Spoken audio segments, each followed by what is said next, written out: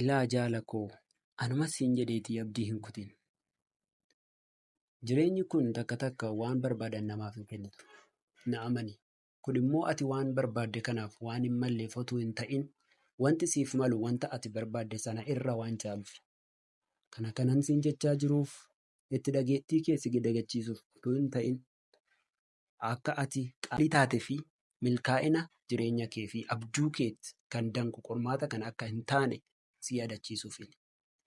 Yeroo baay'ee qormaanni nuyi hin barbaanne yeroo nu mudatu akka waan kaayyoo malee qofaa keenya lafa onaa keessa yeroo tokko gammoojjiitiin du'uuf jiraachaa jirruutu nutti dhaga'ama. Mee waa si yaadachiisa.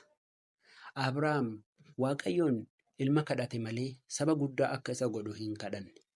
Waaqayyoo hamma nuyi wanta gaarii ofiif karoorsinu caalaa nuuf yaada. Saba guddaa ta'uu ilma argachuu irra guddaa caala miti. Ati nama akka tasaa kaayyoo malee uumame miti.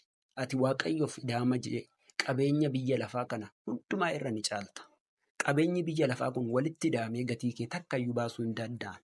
Gadi aantummaan sitti hin dhaga'amin. Ilaa Musee si yaadachiisa. Daa'imummaa isaa irraa eegalee hawwiin isaa sabni isaa bilisummaa arguu fi keessumattuu immoo fedhii isaa inni guddaan Kana'aaniin galuu ture. Museen Kana'aaniin galuu wanti isaaf caalu hin jiru. Aarsaa waggoota 40 irra caalu itti kaffaleera. Aarsaa inni Israa'eloota irratti kaffalee yaadadhu.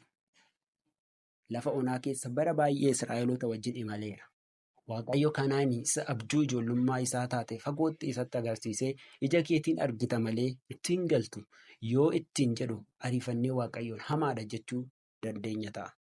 Garuu dhoksaan kana duuba jiru. Museetti maaltu dhaga'ama ree laata?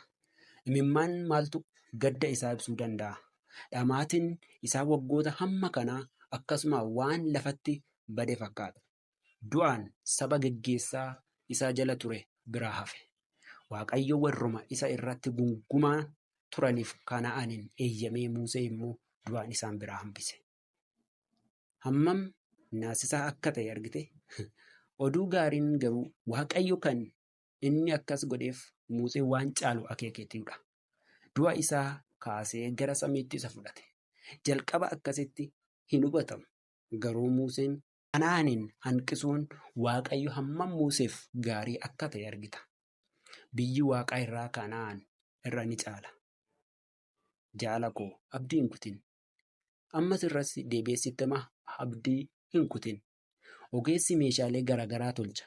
Meeshaan tolfaman kun marti isaanii iyyuu faayidaa mataa isaanii qabu. Meeshaan akkasumaan kaayyoo malee tolfamu tokko iyyuu hin jiru. Meeshaalee mana keessaa muraasa si yaadachiisa.